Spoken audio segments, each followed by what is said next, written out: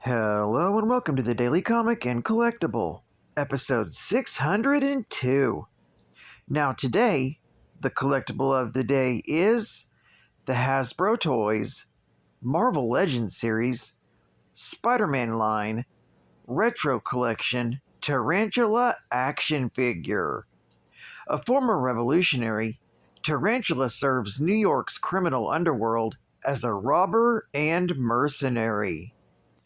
This Marvel Legends Retro Collection action figure of the Tarantula stands 6 inches in height and was inspired directly by the character from the Amazing Spider-Man comics. Figure features a premium design with intricate hand-painted deco. This fully articulated action figure features posable head, arms, and legs for advanced posing and displaying in your Marvel collection. Comes in retro-inspired blister card Marvel Comics packaging and was released in 2022 by Hasbro Toys. Now, the comic of the day is Amazing Spider-Man, Volume 1, issue number 235, with a cover date of December 1982, with story by Roger Stern, art by John Romita Jr., and cover by John Romita Jr. This issue is titled, "Look Out, There's a Monster Coming." The story opens with Tarantula, in his newly mutated spider-like form, on a rampage, and wouldn't you know it, he blames Spider-Man for his hideous new makeover. While Spider-Man tests the limits of Tarantula's new abilities, even going as far to see if he has spider sense, but discovers he doesn't. Wisp wakes up and he starts attacking the Tarantula, but he's hardly affecting it because of his newfound strength. The fight moves outside, and both Wisp and Tarantula fall into the Jamaica Bay. The wall crawler waits to see if they resurface, but no one comes out of the water, and he presumes they both perished. After changing back into his civilian identity, Peter returns home to find out that his film from the pics he took are worthless because the equipment in the lab was pumping out low-level radiation, which caused the film to fog up. A short time later, at the Bugle, Robbie, Ned, and Marla have all been summoned to Jonah's office, where they meet with Raymond Royton of the U.S. Department of Justice. After recounting various events that involve super beings, all being spawned by the Brand Corporation, they get told that they'll have to kill their news story on Brand until they can find all the evidence they need. Jonah wishes there was another way to get the dirt on Brand. Meanwhile, outside the window, Spider-Man is listening in and thinks to himself that there is another way to get the information they need.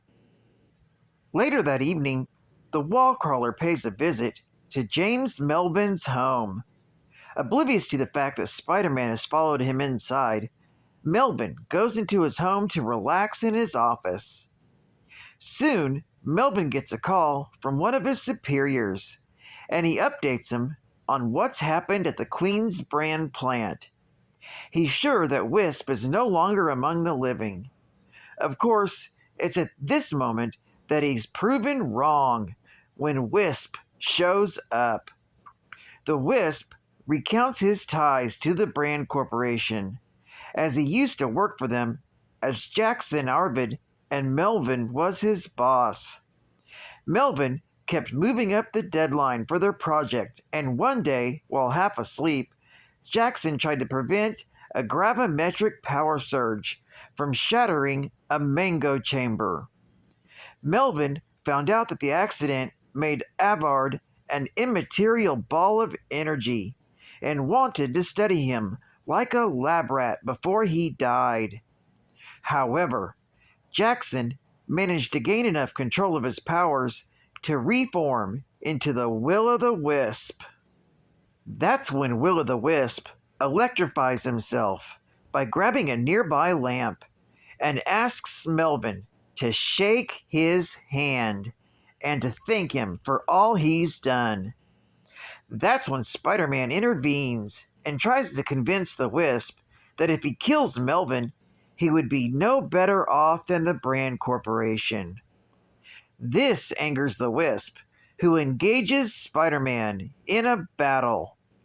The Wallcrawler tries his best to stop Wisp, but his abilities make it difficult to subdue him. Before either man can win their battle, they stop when they hear a loud shriek of the Tarantula, who now has Melvin as his prisoner. This story is continued in Amazing Spider-Man, issue number 236. Geek Fact: this is considered a minor key issue, being the origin of Will-o'-the-Wisp and the first full appearance of the mutated Tarantula. Bonus Geek Fact: Brand Corporation is an underhanded and devious research organization. Hank McCoy was hired as a researcher for the Brand Corporation, besides Carl Maddox and Linda Donaldson. Maddox and Donaldson attempted to steal McCoy's research, but they failed, and McCoy ended up drinking a serum of his own creation that transformed him into a furry beast. Tony Stark and his assistant Marion Rogers toured the facility. Stark came across the beast as Iron Man until they were engaged by members of Brand Security. Initially, Brand was a completely owned subsidiary of Roxxon Oil. Originated sometime during the early 20th century as Republic Oil and Gas Company, and having rebranded itself at various times, Roxxon has been run by various executives who are ready and eager to use underhanded and illegal options to secure profits. It even has its own Army-like security task force and has employed a number of special agents. Roxxon has encountered numerous superheroes such as Captain America, Iron Man, Spider-Man, and the Black Panther. The Roxxon conglomerate central division is Roxxon Oil. The company currently owns the Cronus Corporation and the Metro Bank, while the Brand Corporation is another for-profit company that is specialized in creating superhumans and is usually considered a subsidiary that has sometimes made its own decisions and acted independently. Advertising Ad Fact. Now, from Kidco. Triple free offer. Whoa! Free offer number 1. Free burn-in key car racing rig with Tough Wheels racing helmet collector's case. Surprise! Imagine showing off your prized collection in this dynamite super sleek racing helmet collector's case. It's got parking spaces for 30 cars and trucks. And now for a limited time at participating stores, get a free special edition of burn-in key car racing rig when you buy a specially marked Tough Wheels racing helmet collector's case. The special edition rig is only available this way. What? Free offer number 2. Get a free burn-in key car. Buy 3 burn-in key cars and get 1 free by mail. Woo! And free offer number 3. Buy any 3 Tough Wheels and get 1 free by mail. Woo! Only from Kidco. And final geek fact. Anton Miguel Rodriguez was a revolutionary in the South American country of Delvadia, fighting to overthrow the fascist government. He and his fellow freedom fighters employed tactics such as bombings, kidnappings, and assassinations.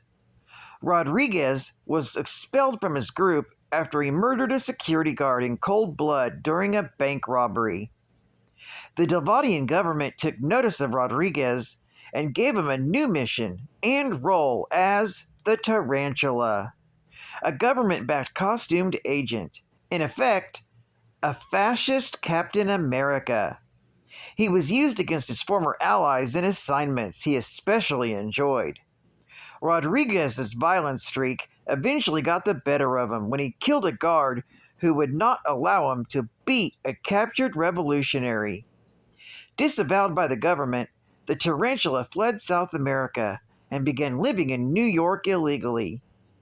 He soon began to integrate himself into the city's criminal underworld.